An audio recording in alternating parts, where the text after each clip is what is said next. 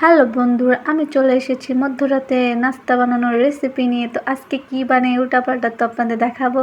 রাত হলে এটা সেটা মাথায় এসে কী বানানো যেত। আটা নিয়ে নিয়েছি, চিনি নিয়ে নিয়েছি, লবণ নিয়েছি পরিমাণ মতো, তারপর তেল, তারপরে সবগুলো একসাথে একদম সুন্দর করে ভালো করে হাত দিয়ে নেড়েছি, একদম সুন্দর করে এগুলা আপনার মিক্স করে নেব। তারপর পানি দিয়ে ডো বানিয়ে ওটা স্কিপ গেছে তো দেখানো হয়নি। তারপর রুটি বানিয়ে নেবে এইভাবে আপনার ছুরি দিয়ে কেটে নেব এভাবে লিচি।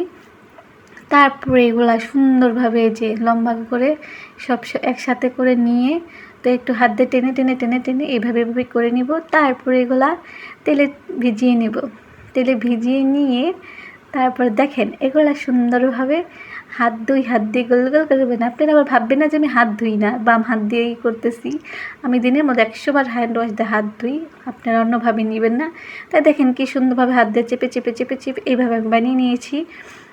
তারপর দেখেন তেলে দিয়ে দিয়েছি। তো আসলে পিঠাটা বলবো কি পিঠা বলবো না কি বলবো জানি না, এটা আসলে একটু ড্যানিশের মতো হয়েছে, ড্যানিশ ফ্লেভার। তো আমার হাজব্যান্ড খেয়ে বলতেছে ড্যানিশের মতো।